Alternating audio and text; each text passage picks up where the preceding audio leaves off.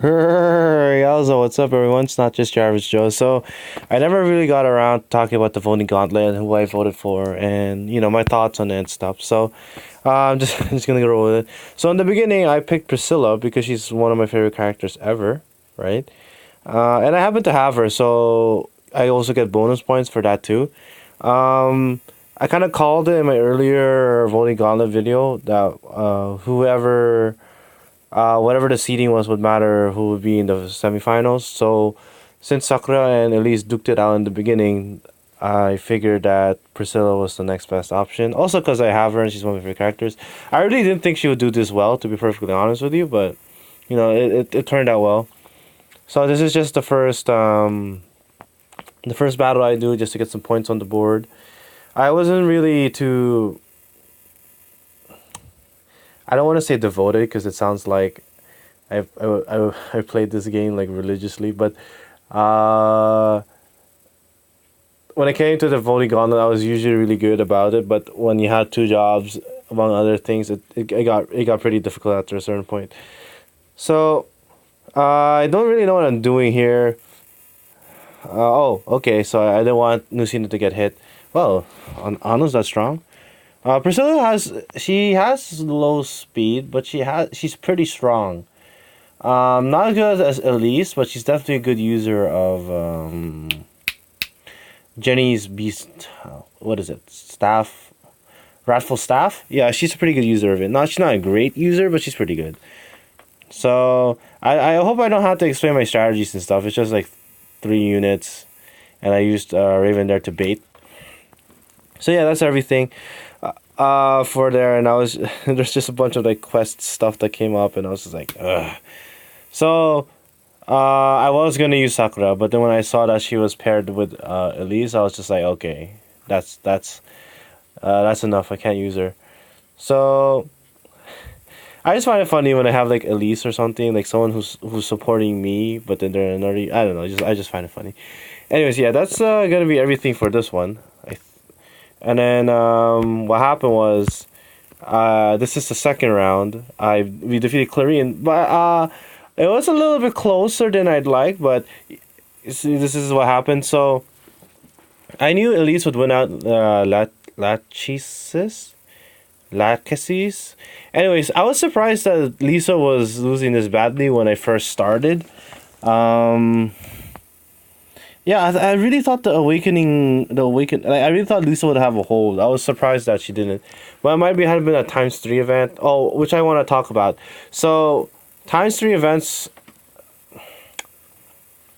while it does even out the playing field, I don't think it's particularly fair because the unit with the most votes definitely deserves to win. The unit that always plays catch up and somehow surpasses the unit that wins, I'm not a fan of that. Like, maybe for the first few rounds, fine, whatever, but the final round better not be decided by that. The final round better be decided by the unit that gets the most votes. And if I'm gonna be honest with you, Priscilla did not get the most votes. There was 2 instances in the event where she got bonus points for putting in your score. So I and then it was closer than I'd like because I knew at least deserved to win in the end. It was a little closer than I'd like. So obviously, when you face a Cordelia with a bunch of well,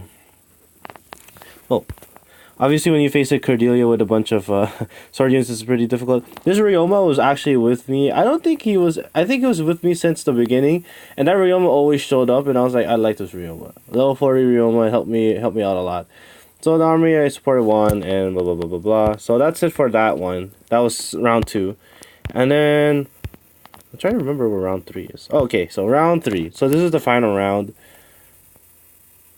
And I was genuinely surprised that Priscilla was able to duke it out with Elise. Like I was really I was really surprised. And when I saw this, I thought that Priscilla was a little too close than I'd like. I mean, of course maybe she gets a lot of hate. Elise, sorry. I know Elise probably gets a lot of hate for being an awakening, like the DS game. A lot of people have a lot like for the Fire Emblem community, the fandom. I guess there are the garbage. Like there's a lot of garbage people in the fandom, and I'm not a fan of them.